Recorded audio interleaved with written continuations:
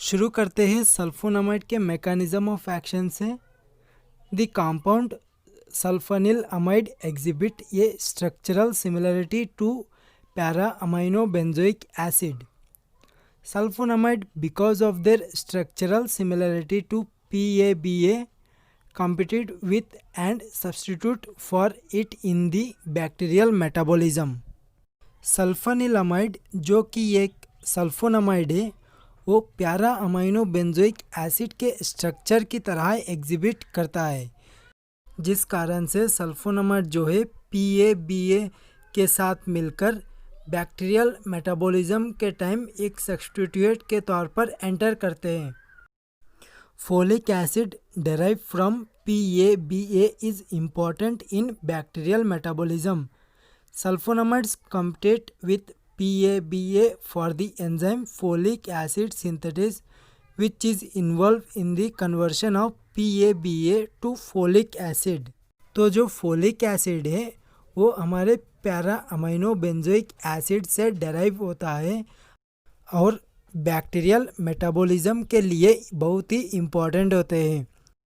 Sulphonamide जो है वो PABA के साथ मिलकर फोलिक एसिड सिंथेसिस जो कि एक एंजाइम है जो PABA को फोलिक एसिड में कन्वर्ट करता है उसके लिए कॉम्पिटेट करते हैं।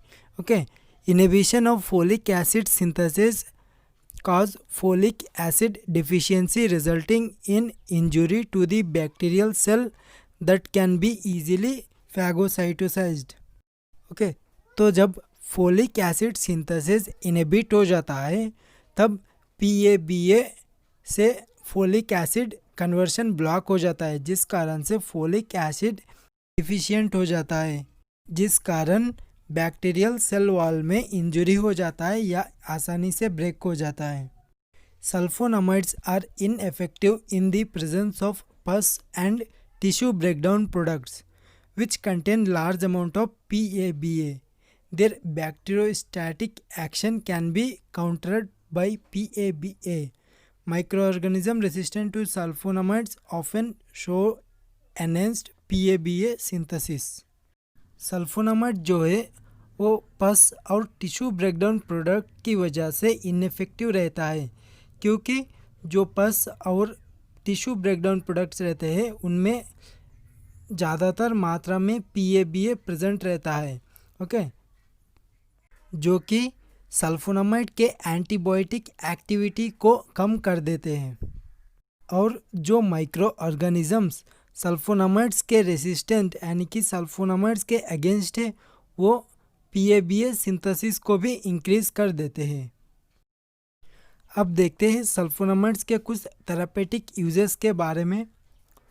तो सल्फोनामाइड्स को रेस्पिरेटरी इन्फेक्शन के ट्रीटमेंट में यूज़ किया जाता है, एक्यूट यूरिनरी ट्रैक इन्फेक्शन के ट्रीटमेंट में भी यूज़ किया जाता है, combine with promethazine for drug resistant malaria and for toxoplasmosis के ट्रीटमेंट में भी यूज़ किया जाता है। यानी कि सल्फोनामाइड्स प्रोमिथाजिन के साथ मिलकर इस मलेरिया और टॉक्सोप्लाज्मोसिस के ट्रीटमेंट में यूज़ किया जाता है। और inflammatory bowel disease, non specific ulcerative colitis and some sexually transmitted infection, तो ये जो डिसीज़ है इनके ट्रीटमेंट में सल्फोनामाइड्स थेरापेटिकली यूज़ किया जाता है। तो अब जानते हैं सल्फोनामाइड्स के कुछ एडवर्स ड्रग रिएक्शन के बारे में।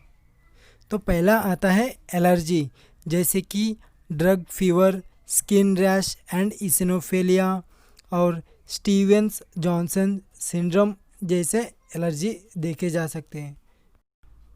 नेक्स्ट GIT सिंड्रोम, जैसे कि नौसिया, वॉमिटिंग और रेनल टॉक्सिसिटी, जैसे कि क्रिस्टल्यूरिया, अल्बिन्यूरिया एंड हेमेट्यूरिया हो सकते हैं। नेक्स्ट हेमोपोएटिक टॉक्सिसिटी, जैसे कि थ्रोम्बोसाइटोपिनिया, ग्रानुलोसाइटोपिनिया और रेयरली एप्लास्टिक एनीमिया।